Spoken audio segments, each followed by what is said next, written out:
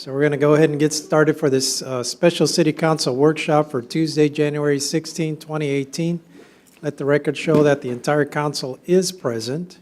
First thing on our agenda is DS items, DS 18-005, discuss agenda items for the regular City Council meeting of January 23, 2018. And the first thing is our resolutions, RS 18-002, consider memorandum resolution authorizing the city manager to enter into an interlocal agreement between the City of Killeen and Central Texas Council of Government, the CITCOG, for pass-through funding services for a household hazardous waste event. Mr. Olson, welcome. Thank you, Mr. Mayor. As you stated, this is an item for an interlocal agreement with the Central Texas Council of Governments to partner on our annual household hazardous waste event. The city has a history of hosting these types of events. Some have been in conjunction with regional partners. Others have been sole events through the city of Killeen for more than a dozen years now. This event gives citizens the opportunity to dispose of items that are considered to be household hazardous waste that they can't dispose of on a daily basis in their trash can. With the interlocal agreement, it will add the opportunity for all members of the CITCOG region to dispose of these materials at this same event. We do share a common watershed and will reap benefit in keeping that watershed clean by allowing this to be a regional event. The estimated cost for the city of Killeen is $17,000, and that is proposed to be reimbursed through this interlocal agreement up to $20,000. It's important to note that these are estimated costs, and those costs fluctuate depending on what type of materials are brought to the event and how many citizens and members of the CITCOG region show up. What you see here is a picture of a previous year's event. Just kind of gives you an idea of some of the things that you may see here. These are computers, they're electronics that you can't get rid of, paint, those types of things that you can't dispose of in your normal household waste. Again, this agreement will provide the City of Killeen an opportunity to reimburse up to $20,000 for this household hazardous waste event, and City staff is recommending that City Council authorize the City Manager to execute this interlocal agreement. I'll be happy to answer any questions you have. Any questions for Mr. Olson? Mr. Harris. Hey, sir. How you doing today? All right. Let's see. I was going to ask you a question. What is our average cost per year as far as doing this? Is it $17,000 or give or take? Or $17,000 is we put that in there. That's about a 5-year rolling average. Okay. Okay. And so you say we'll be reimbursed up to $20,000? Correct. Okay, that's a guaranteed reimbursement. With the interlocal agreement. Okay. Okay. Any other questions? All right. Next is RS 18-002. Consider memorandum resolution awarding bid number 18-06 to Quality Concrete Construction for the construction of Stewart Neighborhood Phase 4 sidewalk reconstruction. Mr. Olson. Thank you again, Mayor. This is a continuation of a project you've seen in previous years and previous awards through CDBG. In fiscal year 2018, Public Works Street Operations Department Division was awarded $301,167,000 in community development block grant funding for sidewalk reconstruction, and this is tied to the ongoing Stewart Neighborhood Sidewalks project. Recent bids will allow for the construction of sidewalks or reconstruction of sidewalks along portion of Culp Avenue, Duncan Street, 22nd Street, and 24th Street. We did receive 3 bids, and Quality Concrete Construction was the lowest responsive and responsible bidder. City staff is recommending that we award a contract to Quality Concrete Construction for line items 1 through 79, totaling $298,141. And I'd like to point out there, we do specify line items 1 through 79. That's the point where we draw the line. Anything beyond line item 79 goes above our budgeted amount. So this is the highest expenditure allowed within our budget. Questions for Mr. Olson? Mrs. Nash King. Thank you, Mr. Mayor. Mr. Olson, have we conducted business with this construction company before? I don't believe we've conducted business with Quality Concrete Construction before, but we do reference checks prior to recommendation for award, and all of the reference checks came back clear. Thank you. Anybody else? Mr. Johnson? Are you able to email me the descriptions for line items 80 on forward? I'm just curious of what they are. They are attached in your bid package. You should have received a bid tabulation, and it should describe those additional items. We can summarize in an email if you'd like, though, what that would include. All right, Mr. Rivera. got a Mr. Johnson, question, hold ma'am. on, I'm sorry. I didn't know. You finished? I looked in there, and it just has numbers. It doesn't have what they are. I would have to do a little bit of digging into it to make sure. I can't say right at the moment, but I can definitely find something out very quickly. All right, Mr. Rivera. I know the city has a small problem with sidewalks around the city, but my question is, has anyone contact KISD and find out what kind of situation the student has, that they walk to school, and some of the students, they walk in, and they're not walking in sidewalks? We haven't specifically reached out to KISD in this instance, but I can say this does offer some closure to gaps that are there currently, and some of this is typically due to roots that grow underneath an existing sidewalk, and it causes the sidewalk to upheave. Okay. So a lot of these projects are replacing those sidewalks that are no longer accessible by ADA standards. Okay, thank you. Mrs. Fleming.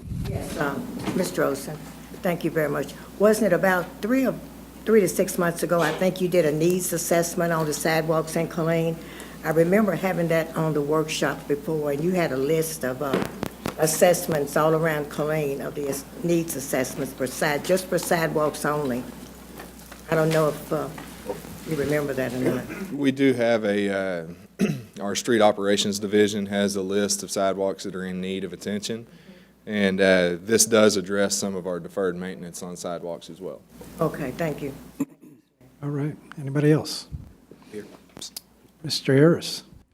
I was going to say, since you were talking about the sidewalk assessments and everything, have we, had the Transportation Department looked at the need for sidewalks over on Bunny Trail now that we have the new middle school and so forth? Have they included that in there or updated their analysis? We do have a look that we're doing right now at sidewalks, but nothing conclusive, nothing adopted yet. Okay, because I'm getting a lot of calls and emails about that one. That's one of the things over there, but yes. Thank you, sir. All right, anybody else? All right, thank you, Mr. Olson. Thank you. Next is RS 18-004, consider memorandum resolution for the Clean Express Shuttle Operating Authority. Welcome, Mrs. Briggs. Thank you, sir.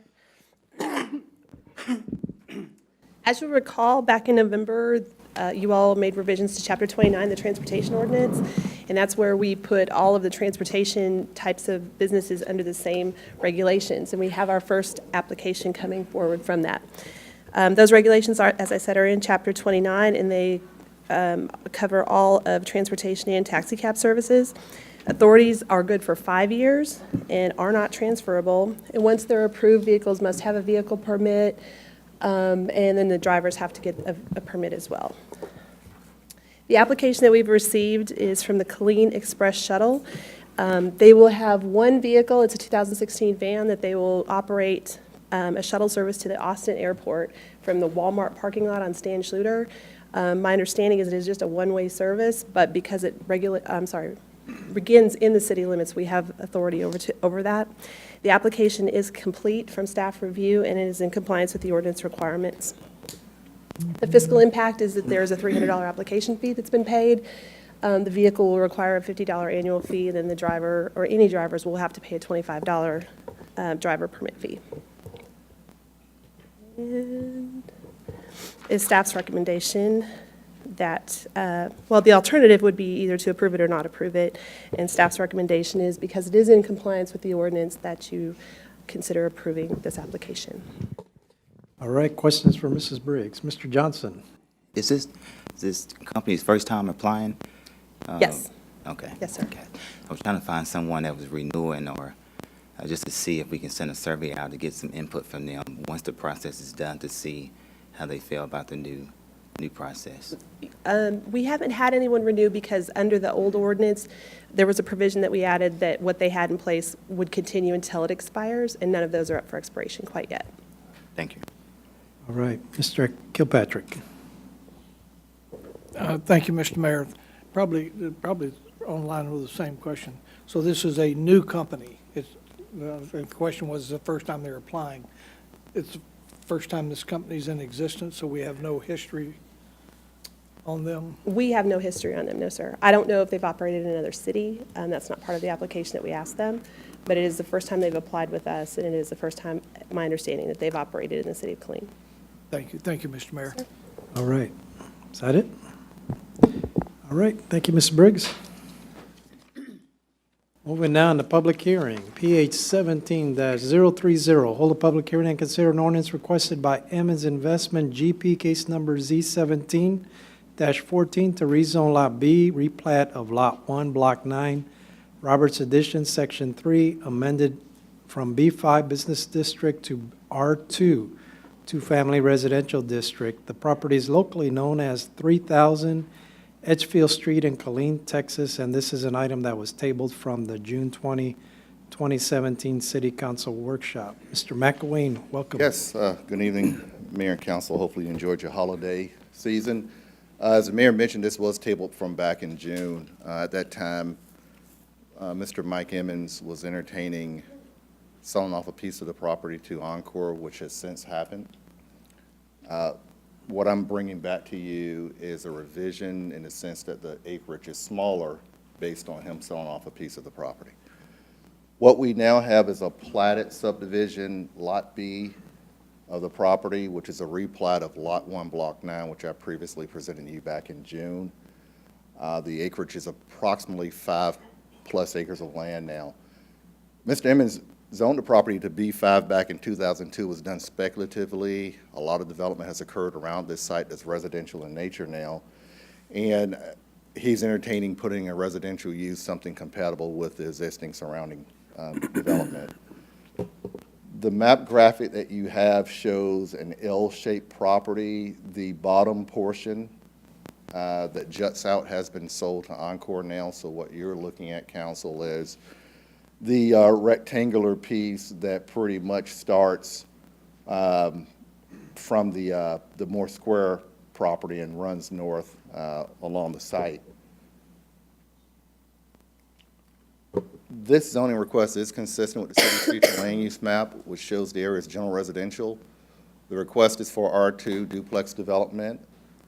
We notified 32 surrounding property owners. When we took the item to the Planning and Zoning Commission meeting, we did have a young woman by the name of Victoria Johnson who was opposed to the request. I believe her property is actually adjacent to this, but it might actually be closer to the site that Encore now owns and probably won't be used for residential purposes. The Planning and Zoning recommendation to you is for approval of R2 by a vote of 6-0.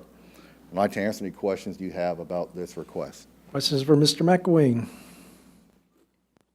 Mr. Harris? Hello, sir.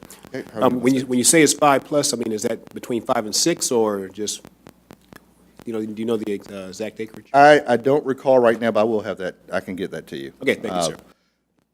The replat that was filed was just recently done, and I can get that acreage for you. All right, thank you, sir. Sure. All right. Anybody else? All right. Thank you, Mr. McElwain. Thank you.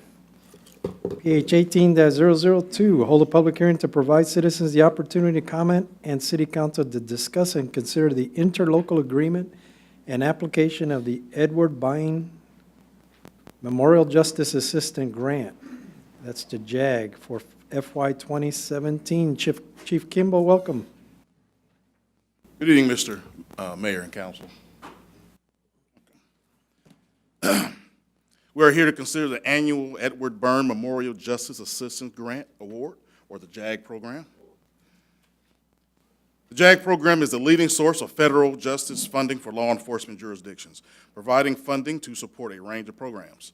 The funding is awarded to Killeen, Temple, and Bell County, and is agreed upon through an interlocal agreement. This year's JAG program award is a total of $76,296. As in the past, Killeen was chosen to apply and manage the grant for the three agencies. which includes an administrative fee of 10% as allowed by the grant terms.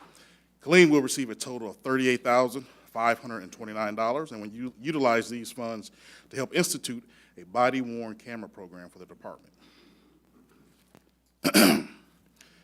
The JAG grant requires an interlocal agreement between Bell County, Temple, and Killeen. The agreement is the county will receive $20,600, or that's 30%. Temple will receive $17,167, or 25%, and Killeen will receive $38,529, which is 45%. And there is no matching requirement for the JAG program. Staff recommends the City Council approve the submission of the annual JAG program through the Police Department on behalf of all parties involved, and that the city manager sign an interlocal agreement and administer the grant under the oversight of city finance. Now I'll stand for any questions. All right, any questions for Chief Kimball? You did a good job. See, no questions. All right, PH 18-003, hold a public hearing and consider an ordinance amending the FY 2018 annual budget and plan of municipal services of the city of Killeen to authorize the carry forward of FY 2017 expenditure budget to the FY 2018 budget. Mr. Locke, welcome. Thank you, Mayor and City Council. This is an annual budget amendment that the city performs, and it moves unspent budgets for projects, services, and purchases from the prior fiscal year into the current fiscal year.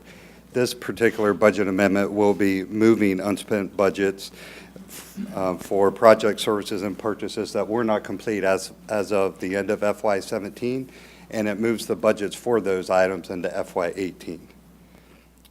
A summary of what the budget amendment will do is increase budgets and operational funds by $2.1 million, increase budgets in the capital improvement program funds by $12.7 million, increase budgets in special revenue funds by $131,000, and internal service funds by a little over $512,000.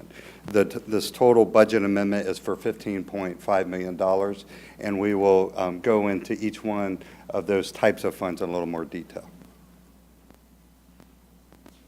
The first group of funds that will cover the operational funds, and of the total amount to be amended in operational funds, the general fund comprises $285,000 of that. The primary projects that were going on in FY17 that were not completed were the street maintenance project as well as the fire department roof replacements. Both of those items were approved by City Council near the end of the fiscal year and were not completed, so we're just asking to move those budgets forward.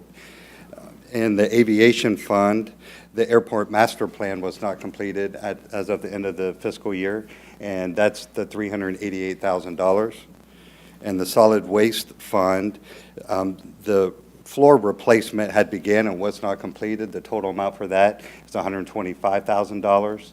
In the water and sewer fund, there were vehicle equipment replacements as well as a master plan. The vehicles were ordered and just not received by the end of the fiscal year, and the master plan was not completed by the end of the fiscal year. So the total of those budgets are $892,000. And in the drainage utility fund, the Liberty Ditch Bank stabilization project began in late September, actually. And so that entire budget needs to be moved forward for a total of $2.1 million. Moving to the capital improvement program funds. Mr. Mayor, Mr. Rivera. I got a question before you continue, sir. My question is, the airport master plan was not completed. By any chance you know why? I do not know that offhand, sir, and Mr. Van Valkenburg stood up, We'll get to that later. so I guess he we get could to that probably then. address that. I don't want to jump the gun. My question then to you is, because that master plan was not completed, is that going to have any impact on the amount that we're going to pay next year? I don't believe it does. I think the scope of the project just took it across the fiscal years. It was going to take longer than just the current fiscal year to complete. I'll wait until we get the airport back up. Yeah, all right. Continue on. In the capital improvement funds, the governmental funds, comprise $5.1 million of those projects, and those are primarily made up of the Stagecoach project, the Tremere project, and the Heritage Park project. And the water and sewer projects make up $6.6 million of the total, and those are comprised of septic tank elimination project, the sewer line rehabilitation project, as well as water system improvements. And there's aviation projects that total $46,000. Aviation is actually the only funding of the capital improvement funds that are not bond funds. The rest of these funds that you see here are bond funds. The aviation funds are restrictive funds that have to be used for this specific purpose, which is for passenger and customer facility charge projects. And drainage projects, there's several ongoing projects, the Odom, the Patriotic Ditch, the Liberty Ditch, as well as the Bermuda project are all ongoing projects, and the drainage, and that's $931,000 for the total of the $12.7 million. Moving to the special revenue funds and the hotel occupancy tax fund, they're a total of $111,000.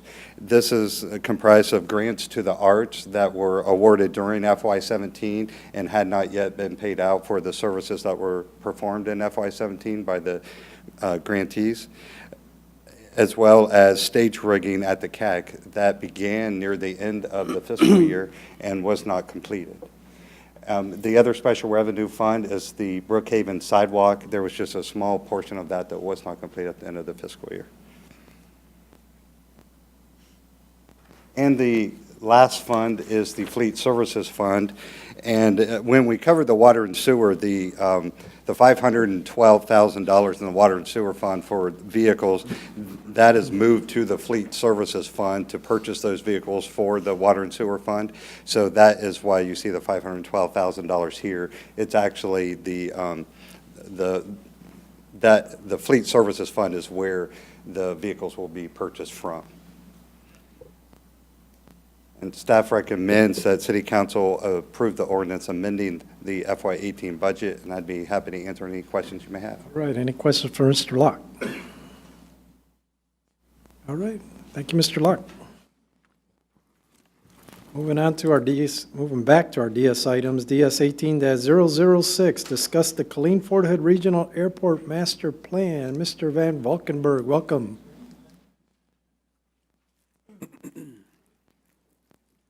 Thank you, Mr. Mayor, Council, City Manager, City Attorney. Are you guys ready for some airport? No, Mr. Rivera is. Let me ask you a couple of questions for you first, sir. Number one, the amount that we have for the project is a set amount. It's a contract amount, and that's what we're carrying forward. So it's already in the contract to do that, and it's budgeted with the FAA, and it's projected to be that. Number two is the project wasn't scheduled to be complete next year. It's scheduled to be complete either the end of this year or early in 2019. And that's what's on our schedule. That's what's been on our schedule for that. So this was not unexpected and needed for that. What I'd like to do is, what we're going to do today, we're going to talk to you a little bit about the master plan process, where we are, what we're currently doing, and where we're going from here. To do that, we have a team of consultants with us who have been helping us and walking us through that. We have Ms. Suzanne Payton, Mr. Tim O'Crongley, Mr. Nathan Paulsgrove from Garver Associates, and Mr. Mike Dimiturco from Kaufman Associates, who's leading the planning event.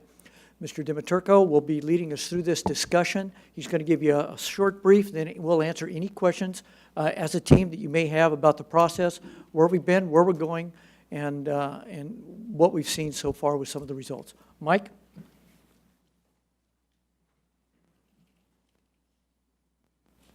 Welcome, sir. Thank you. Thank you, Mr. Mayor. Members of council, thank you much. Matt, also thank you.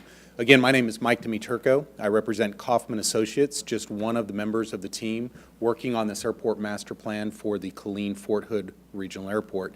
What I'm going to do today is keep everything at about 35,000 feet, pardon the pun, but the goal is to give you basic overview of what we've been doing and where we're going. So if you do have any questions, please interrupt if you want to. We'll try to give you the best answer we can. If you'd like to drill down and drill deeper into the information, we can go there as well. But happy to answer any questions you may have. As you look around the room, we have some of the presentation materials that will be available to the public over the course of the next 2 days, as I'll talk about here in a moment. Basically speaking, I am again one member of a pretty good-sized planning group working on this project under the umbrella of the prime consultant Garber Engineers. We are working in partnership with others such as Corrigan, who is working on the terminal components. We have a parking consultant as well as a airport financial consultant. All of us together are preparing an airport master plan, and I'm going to get into a little bit about what that is. But first, I want to highlight the fact that this is a very collaborative process. We have several groups that are meeting alongside of us as we proceed. We have made this a very collaborative process in two specific ways. Each time we get together, we present to two significantly different groups, one of them being an executive committee with names of those that are members here on the left, as well as our Master Planning Advisory Committee. Both groups serve a specific purpose. We are presenting information to them. They're acting as a sounding board, but also giving us information back. So we're utilizing them and their expertise and in the hats in which they serve in the community. It's a very diverse group of individuals that, again, were picked purposefully to provide us with information that we would not have on our own.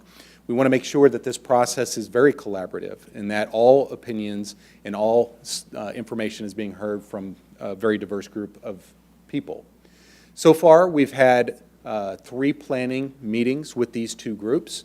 At this point, we've actually stepped back. We've already had those 2 sets of meetings today. We're presenting to you today to give you an update of where we are and, again, where we're going. But we're also, over the course of the next 2 days, taking this information to the public at large. Tomorrow evening, from 6 to 8, we're going to be having a public meeting here in the city of Killeen. And then on Thursday night, we're having 2 sets of meetings, one in Copers Cove as well as one in Harker Heights. Again, the goal is to be collaborative, to be in front of the community, to plan in public. We also have a website that presents all of this information that these committees are going through as we proceed. All of these exhibits you see around us are exhibits from the report, again, available to anybody at the website killeenfthood.airportstudy.com. So if you have an interest, you can go there and again, get all of the information that's been presented as we've proceeded. Going through the schedule and where we've been, it was a good question just a moment ago. Where are we? Basically speaking, we had our first meeting, a kickoff to the process back in August of 16. We had at that time, we had a very collaborative meeting. I use that word a lot, I'm trying to highlight the fact that we're seeking input. We utilized the 2 groups of people and we went through a SWOT analysis, a typical business analysis, evaluation of the airport itself. Where are its strengths, weaknesses, its opportunities, and threats? And then we've proceeded from that to set goals and to then move forward and achieve those goals. Our second meeting was dealing with airport forecasting, as I'll get into a little bit here in a moment. That was held on basically 1 year ago today. Our third meeting was in May of 17, where we presented facility requirements. And then our meeting today is our 4th meeting. It's important to note that this process that you're seeing here is a prescribed process we must follow based upon FAA guideline. An airport master plan itself is something an airport should do every 5 to 10 years. It is something the FAA wants to see. It's basically your local presentation of your facility to the federal government. They do their own forecasting. They do their own information gathering from a federal high level. What a master plan is basically you giving them local information. So they're looking at black and white numbers from a cubicle in Washington, D.C. A master plan is a very colorful document that brings forth the richness of what's happening in your community right now that they will not know is happening. And so the goal is to present that information in the light in which it is happening. And so the next part of this schedule, our next step, will be to finalize the process in our final meetings, which will include a financial evaluation. So if there are financial questions, I'm going to beg your apology here that we have not yet gotten to that point. But that will be our next meeting, as will our final recommendation. As far as the process so far, we've gone through a very detailed inventory, which basically outlines where is the airport today, what is happening out there. You have a very unique facility. And I say that because most airports in this country that serve the civilian side of operations are civilian airports primarily. Some have a military component where you may have a National Guard unit or some sort of military structure there. And so that's the majority of civilian use airports. You are one of a few, a very handful of airports where it's a true military installation that has allowed the civilian side to come on. And so you're a very unique facility. And again, we want to look for unique answers. We had to go through a very detailed aviation demand forecasting, which again is one of FAA's requirements. We have to look at the raw numbers, again, the black and white, the trends. We understand there are several things that have happened over the course of our master plan. Some of those things we have already addressed, and some we are going to continue to address as we proceed. We look at these trends. We forecast according to years. That is the mathematical way of doing forecasting. Our approach from that point, however, is to move the master plan away from a rigid black and white years-based formula to a demand-based program. And the reason that that is important is because the plan will, from that point forward, no longer require simply spending money because it's 2017. Money will be spent based upon demand levels.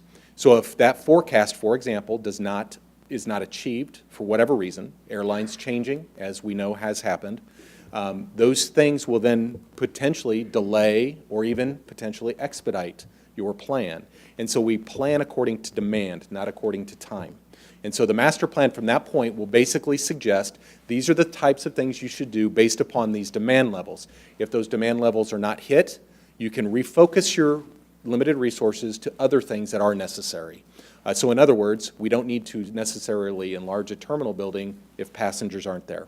So the master plan is very flexible in that way, in that you can actually, that gives staff the flexibility to say, where are we now? Are we hitting these milestones or not? If we are, we need to proceed along that course. If not, we need to pull back, reevaluate, and refocus those financial resources. I'm sorry. Yes, ma'am. Mrs. Nash King? Thank you, sir. Sir, I have a question. You said it's based on demand. So if we don't need something now, we can utilize the money for something else. Correct. So how do we get revenue if we did need to expand the terminal? How would that work with the master plan? The master plan, and I'm going to go into that in a little bit. There are methods of revenue generation, but yes, absolutely, that is a critical piece of this. One of the questions asked was, and Matt answered it well, when we work with the FAA, we work under grant. All revenues generated at the airport where there has been grant funding received have to be dedicated and rededicated on airport only. As an example, the terminal building was built with FAA funds. The revenues generated on that location have to remain on airport. Can't come back, for example, to this body to be distributed in the community. They have to stay on airport. And so in that case, yes, the airline money, revenues from leases and whatnot have to be then redistributed. And whether or not it's a terminal building expansion, it could be a parking lot resurfacing. There's a number of capital improvements that are always necessary at an airport. It's very expensive to operate. And so that's what we mean. Instead of, for example, building for capacity improvement, adding on, we may refocus to a rehabilitation project that is needed today, a hole in a pavement. Okay? What I'm showing you here, and again, it's not our intent to drill down into specific information, but basically this is a very highlighted pictorial of the aviation demand forecast. And one thing we like to present is, two types of trends, to give you an idea of where we are. 2010 was basically the peak of your annual enplanements. Your highest passenger counts that you have been through was 2009, 10, and 11. And then they've been tapering down since. And the reason for that is we had significant military actions going on overseas. And we had troop movements happening at a higher level than had been done, moving through the airport, of course. And we saw that because we looked at the top markets of the airport. On the left, back in 2010, they were more traditionally centered around movements for personnel of the military, whereas in 2016, they're more leisure markets like Las Vegas. So we can get a good pictorial of what's happening, and the understanding of that negative trend, for example, in passengers is primarily due to what's happening in the military right now. So the airport is trying to find its level from a civilian, primarily driven commercial service operation. We then went through an exercise of applying the metrics of here are these demand levels, as I have said, what is the necessary trigger point then to do any sorts of improvements? And so we went through an analysis of applying those metrics so that staff would have an understanding of where improvements are needed, and again, where they may not be needed. And so all of this was done with FAA guidance in terms of runways, taxiways, as well as all landside facilities dealing with the transfer of passengers and aircraft. We then have, in today's meeting, the primary things that we were looking at today, the new information presented today was airport development alternatives. And this is where we then have looked out 20 years and said, if these alternatives are necessary, how do we do them? For example, based upon employment levels, if we get back to where we were previously, there are things that will have to happen. For example, the baggage claim area is undersized to meet that demand. It was one of those locations in the terminal that became significantly constrained, and we needed to look at ways to accommodate that, and so we did. And so we looked at a number of different options, and again, we're not going to get into all of them. Some of them are on the boards here, where we looked at developing the airport to meet those demand levels if and only if the demand levels occur. If they do not, again, those resources can be pointed in other directions. And one of the thoughts that we looked at, and this is our last slide, but I did want to hit on give you an answer to the question you asked specifically, is one of our charges, Kaufman Associates' charges, was to help the airport think out of the box and help generate revenues. The airport itself is a public utility. Communities such as yours, it is a vital resource for you. It's an economic engine for you. There is no question about that. And without it, your community would not be as rich as it is in terms of its ability to attract businesses and other things. And so it's definitely a resource. It is also, as I mentioned, very expensive to operate. And so there has to be a trade-off. You have that communal benefit of having that utility, but you also have to pay for it. It's different than a pool or a golf course or a library or things that you provide in that it is also a business. It can generate revenues to pay for itself. This airport, at least the civilian side, is in its relative infancy. It basically began in 2004. That is a very, very young airport. And so it's, again, when I mentioned the term finding its level, it truly is, because it is relatively young. You had 3 airlines. You're one of the only communities of this size that had 3 airlines. One of those airlines is no longer serving you. That is not uncommon. Frankly, many communities this size only have 1 airline serving them. So to have 2 is still a very good benefit. But the point is that you have a very good utility to go with. And one of our charges is, how do we make it even a better business? How do we help it generate additional revenues so that it can not only pay for its operation, but also pay for its capital costs? And so we are coming up with out-of-the-box, non-aviation thoughts and how to deal with properties adjacent, and we have some exhibits here. And if you read through the report, we're looking at ways to help the airport accommodate those revenues, how to build those revenues through the use of allowing non-traditional uses on airports, such as gas stations, on the smaller scale, commercial industrial parks, hotels, restaurants. But there is property for that adjacent to the facility, and if that is done in a way that that we're showing, it could definitely help the airport take that next step in its financial future be secured. And so those are things we are definitely looking at. And again, I apologize. At this point, we don't have any revenue projections. We don't have anything that we can give you in terms of costs versus what's going to be coming, but that will be something we'll have at the next meeting. And so basically speaking, that is where we are at this point. Again, we're going to be taking about the next 6 months to produce the final full phase of this report. And as Matt had mentioned, it'll take us probably the next 6 months after that to complete totally. So within the next anywhere from 8 to 12 months, we will be complete. So with that, I'll go ahead and just simply say thank you for the opportunity to brief you. If you have any further questions, I'll be happy to answer them. Any questions? Mr. Rivera. So I only got 3 questions, if I may. I understand that most of the airport, this side has 1 or 2 airlines.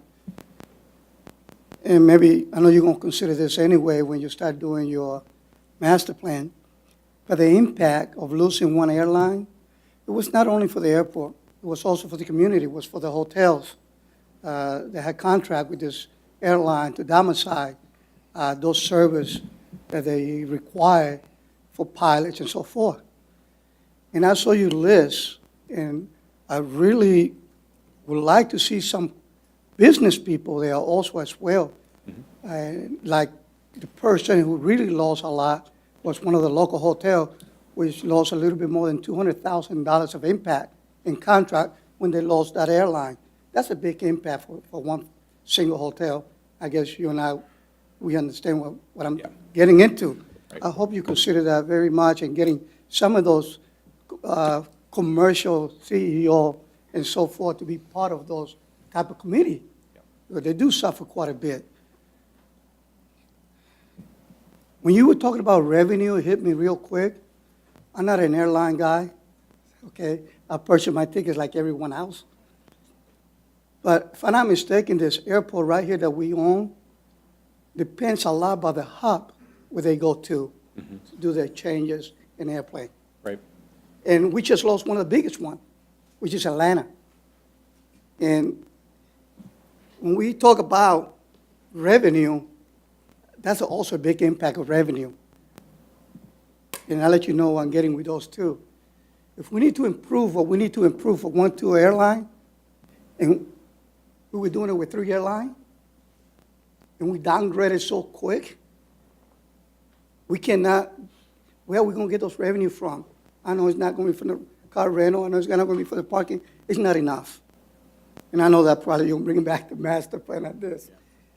Last but not least, I'm asking, and maybe pretend more to our local people, our local leaders, how are we doing and what kind of tools are we getting into to identify what you're going to be doing tomorrow and the next day to the public? Because if I was a regular citizen, I haven't heard nothing about no meeting. And I stay in contact with a lot of communities, and I stay in contact with a lot of organizations, and I stay in contact with a lot of things going on in the city, and I never heard this before. And this is me sitting at this table. I wonder how's the regular citizen not getting informed. That's why you get one of those meetings, you find 5 or 6 people, or the people that belong to the committees only. My concern is, how are we getting the word down to the citizen? I haven't seen nothing in the news. I haven't seen nothing nowhere. So I have a situation with this issue. You're talking about the public hearings The tomorrow? Public hearings, yes. Yeah. That's what I'm talking about. Or how can we do, or what can we do to help you out? Those are all good questions, and I don't ever pretend to speak for the airlines. We are a consultancy, the airlines operate on their own. And I'm asking you, because you got the consult. I will say this about the airline change. And again, I hate to say it this way because it sounds apologetic, it sounds hollow, maybe. But knowing the industry and having been around it for so long, the airline that you did lose, you're one of the few that they remained as a regional carrier. Delta Airlines has no interest in being a regional carrier. And so it wouldn't have mattered more than likely if you would have filled every single airplane, every single seat, every single day. They were more than likely going to leave the market because they don't want that. It was not Delta, it was a company that was, it was not Delta, because even 6 months prior to this, I knew they were going to close. Yeah. Well, Delta prides itself on being the cream of the crop. Yes. And being the cream of the crop, we don't have regional airlines. And so their goal is to divest all of that and be just Delta. You know, and maybe one of the TV stations has announced it. Yeah. Maybe the one that you see, I don't see. But my question is, and now we're getting too close. And on the last question that you have, I actually set up Google alerts for anything that hits the web that's master plan related. So any master plan that happens, I read up on it. And I will tell you, I've had a lot in the local news, so I know that something's being reported locally. Yeah, probably have. About the meetings. Now, again, we would love to work with you in making sure. Again, as I mentioned, we're trying our best to reach everybody who may want to have. Is there any way we could help? I want to know. Perfect. We'd love to partner. Yes, sir. And I just want to say, because I appreciate what you just said about Delta, because, you know, even looking at your chart, you have that aviation demand forecast, and when you look at where the demand was back in 2010, it says number 1 was Atlanta. Yeah. Then you look at 2016, and this was just, what, last year, 2 years ago, and it's Atlanta. And so it's like, well, the demand was there. Demand's there. And it's just, because a lot of our people that come out of here go to Atlanta. So. And I will tell you too, and this is to again, let's take it to the positive. You have two carriers that remain that can absolutely not only carry what they were carrying, but carry you back to where the three airlines were doing with just two. Both United and American are obviously very good carriers, and they're all upgauging their airline fleet. So what you're going to experience are larger airplanes, the 70, 90 plus seat airplanes versus the 30, 45, which had traditionally been in numbers. And so they can carry it. Will they? That's anybody's guess. But they can. So you can still, you can do what you've done with 3 with 2 very, very easily. Mrs. Nash King, ladies first. Thank you, sir. Sir, I agree with everything that Councilman Rivera stated, but this goes back to my first question. After you continue to talk about thinking outside of the box, like hotels and gas stations, my concern is for its revenue, that as we move forward in this master planning, that we take in consideration the budget that the airport is working with. That is so important to stay within that budget because we need to get a handle on this budget. Right. So as you continue to plan as a group, that we focus on bringing in some great ideas, but also how we're going to pay for it. Absolutely, and that is definitely a goal of ours as well. Thank you. You're welcome. Mr. Kilpatrick. Thank you, Mr. Mayor. I'm on the other side, Mr. Mayor, where I don't see doom and gloom. I see opportunities abounding from this. We have very little, if any, control over any private industry, whether they're going to remain in our community or not. What it does is give us the opportunity to look at our market, look and see what we're doing. This is a excellent instrument. This master plan is the resource that we will rely upon for the travel industry of our community and how it supports the industrial base also, recreation, leisure too. So we're basically at a midpoint in this, and it's awful germane to what is happening in the economic industry right now overall, as we see not only regional airports, but regionalism as a whole being looked at by larger corporations as to what is the viability of either maintaining their interest or lack of interest into regional economics, as opposed to spear pointing down to a specific. We see that in Amazon and how it's conducting business now. We see that in the automobile industry, how it's looking at how it will contribute to the economic foundations of a state, a region, or a municipality. Each one of those are different. We'll never know without this venture. We'll never know what we're competing against, and we'll never know what the industries are looking at for towns. Given that, then we also must take into consideration the very, very key point is this is a business, but it's a business to support its business. So we're not looking at ways to gain revenue to support the solid waste. We're looking at how it supports that KFRA. So we, as a council, we need to understand this is not going to be a devastation or a windfall for anything other than narrowing that scope on what we can do with the master plan for the regional airport. and then how it can benefit and accent the other elements of our community. I applaud the airport director and his staff for this. It's like a precision-guided missile look at our economic foundation based upon the airport, not a broad brush attempt to see what each one of these areas. And I would also ask for the other members of the council to look very greatly at the top 20 destination points from 10 to 16, and look how those have moved and shifted and how they've been added or deleted.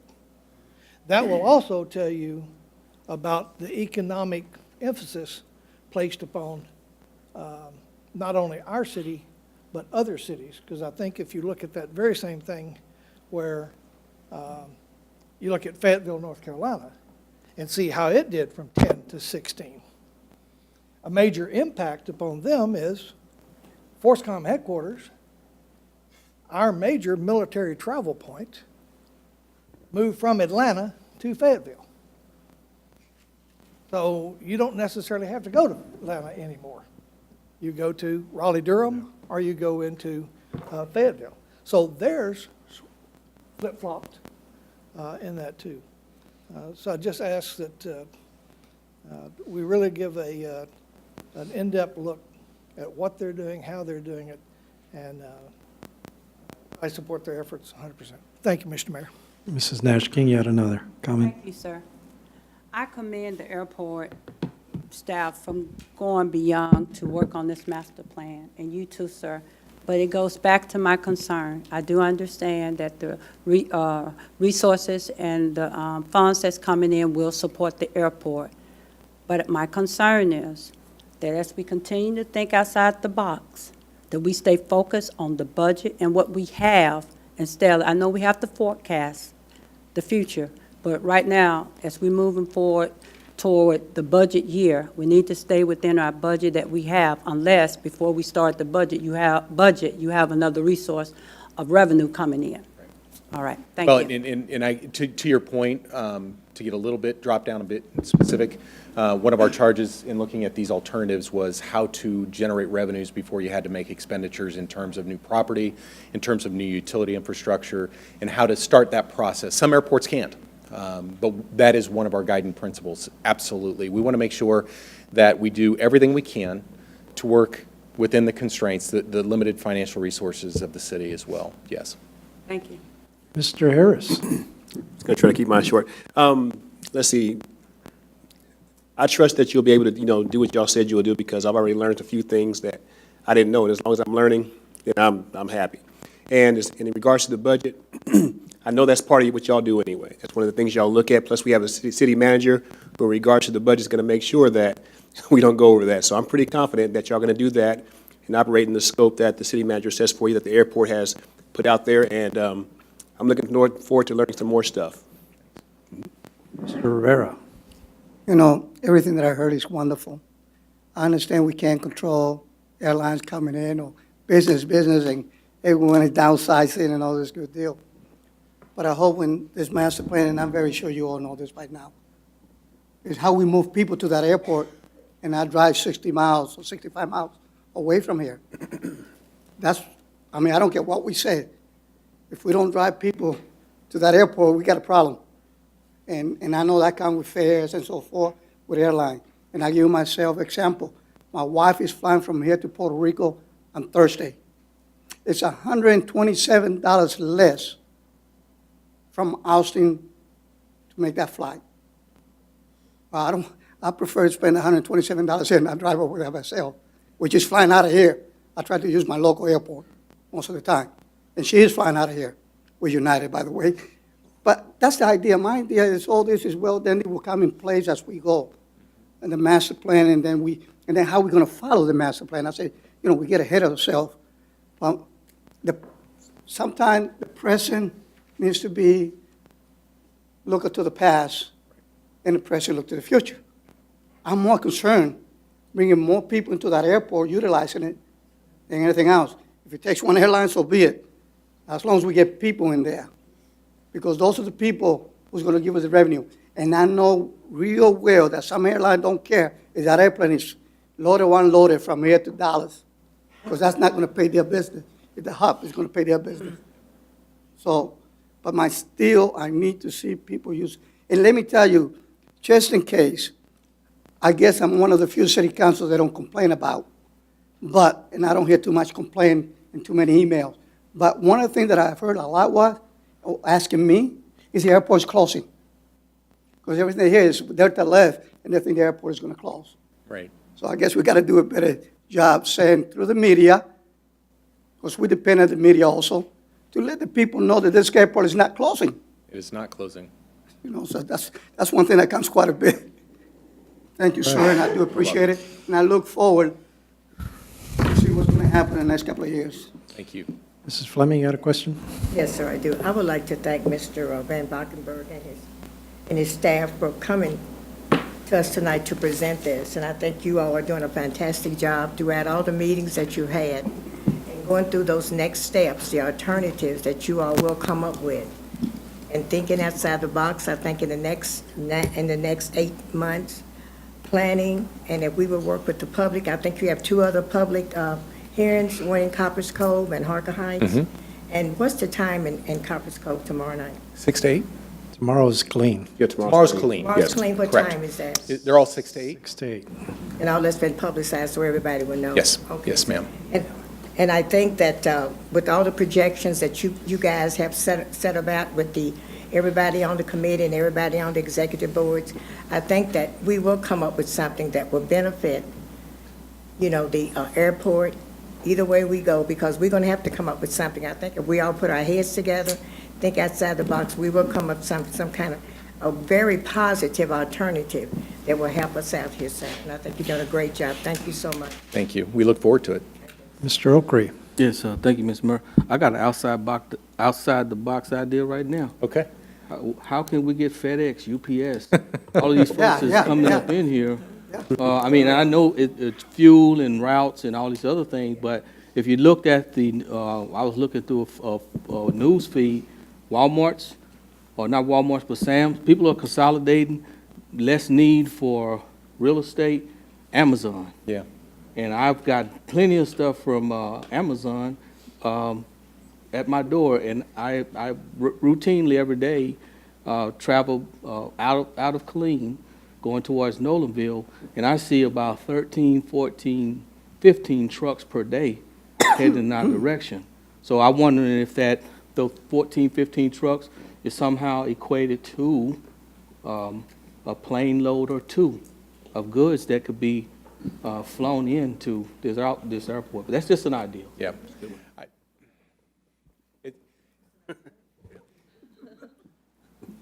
There are times, and I wear a planner's hat, so I'm a general optimist. In saying that, I'm going to drop down and say, I wish that was a reality. And I can give you, the best example I can give you is this.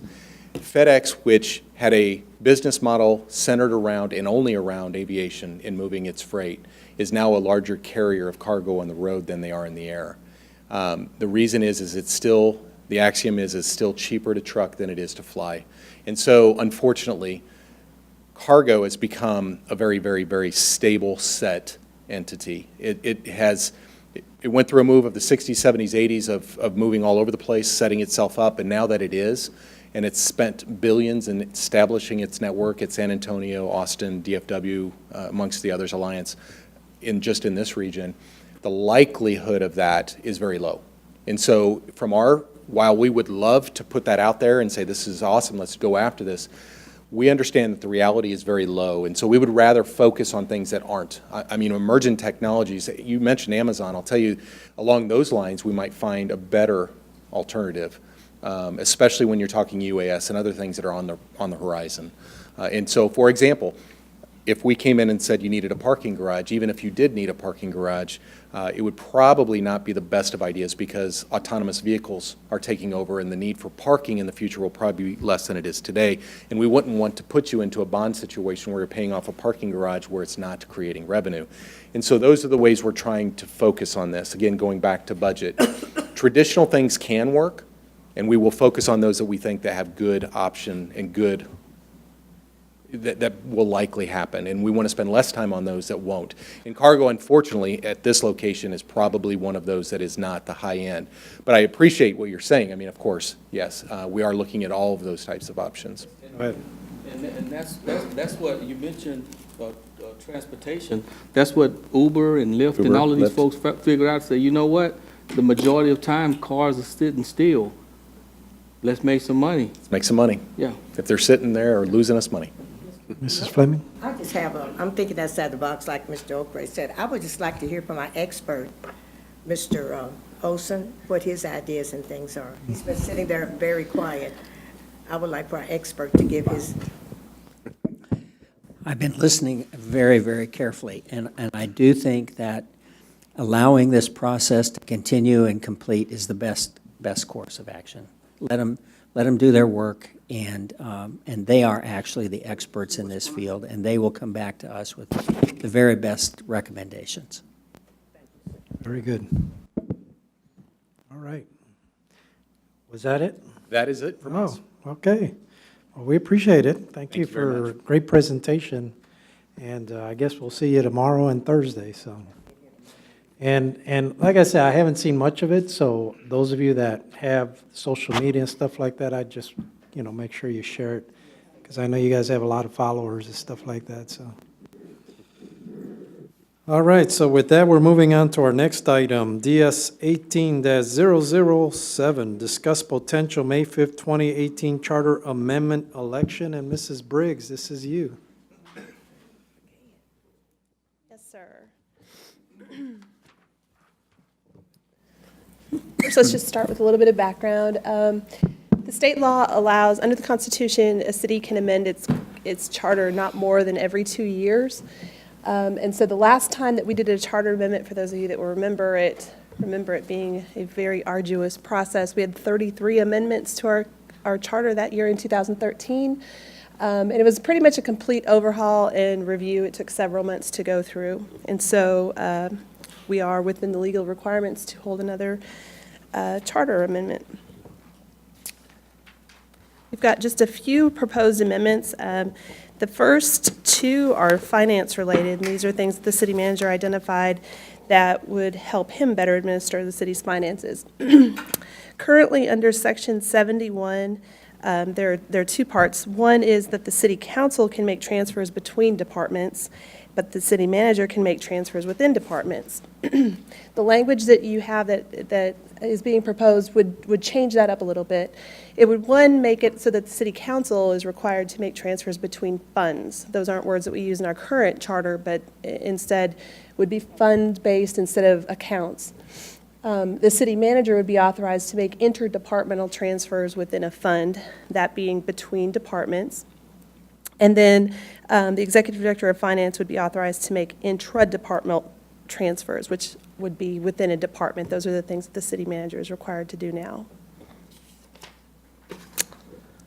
The next is in Section 73, it's lapse of appropriations. What our charter says right now is that all appropriations lapse at the end of the fiscal year, excuse me, unless otherwise expended or encumbered. And the proposal would be that an appropriation as part of a capital improvement plan does not lapse at the end of the fiscal year, but would continue for the purpose of that plan unless it has been accomplished, which means obviously the plan or the project was finished, or abandoned. And by definition in the language, we've had abandonment defined as 3 years without a disbursement. The third is fairly minor. These are sections 119 and 120. We had some kind of vague language in our charter sections about franchises, and this just clarifies that a public utility requires a franchise. We were a little vague on what we meant, but we really meant public utilities, and so it just cleans up those two sections in there. As with the other elections that we have annually, there is a deadline to hold those elections. In order for you to call an election for May 5th of 2018, an ordinance would need to be passed by February 13th, so just next month. And staff does recommend that you call an election holding a charter election. I can answer any questions. I know Mr. Olson can probably address his concerns about those finance sections a little bit better.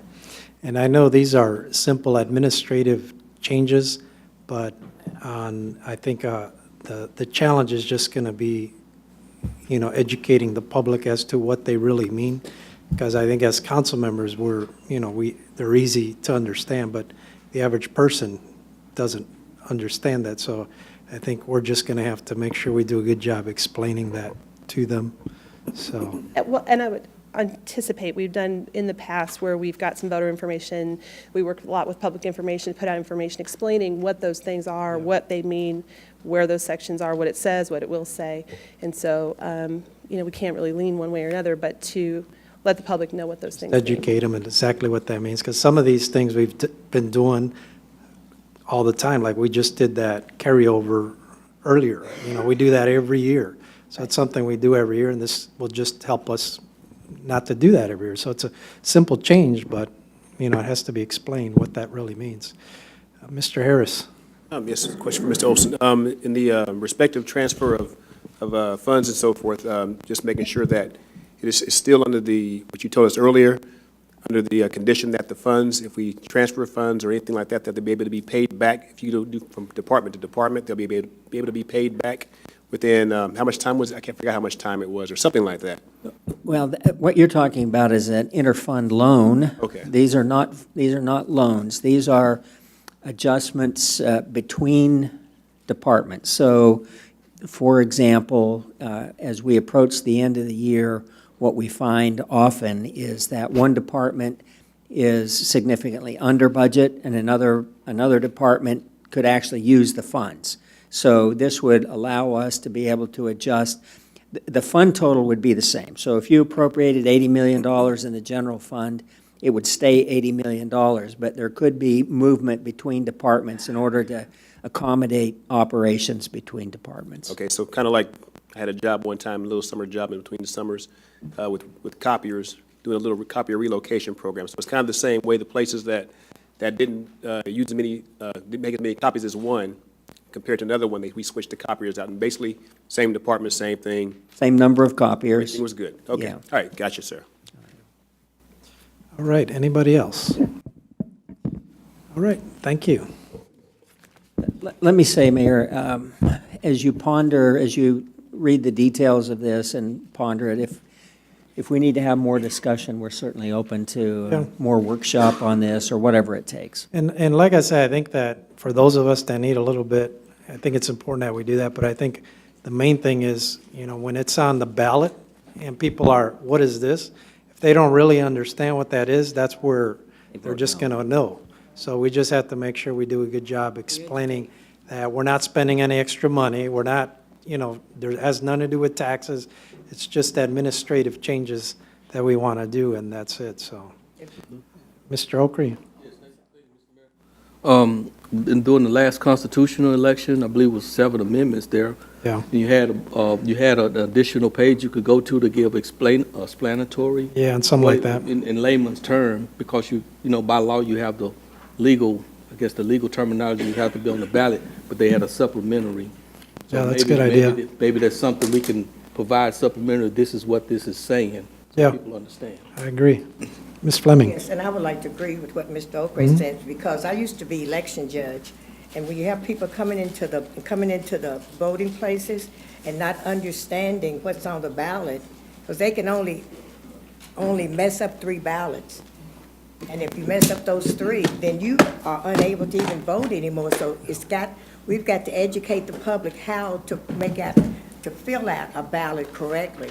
So someone who's making this resolution or this on the ballot, they need to really put it where we can understand it. People in the public that's coming in to look at the ballot, they've got to understand what's on there, because like I say, if you ruin 3 ballots, you no longer can vote. So that's it. So we've got to protect the public on it, sir.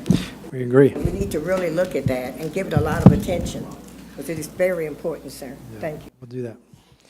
All right. That's it on that item. And so our last item is a closed session item, DS 18-008, conduct an annual evaluation of city auditors. So, Mrs. Brigg, I got to read something.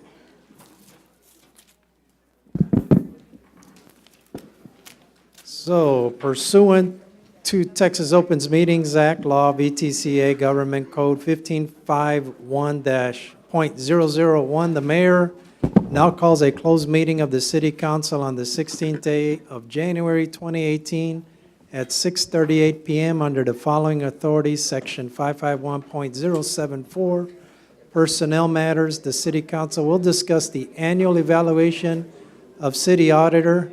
Public discussion of this matter would not be in the best interest of the city. So with that, if you're not part of this discussion, you got to leave the room. Thank you.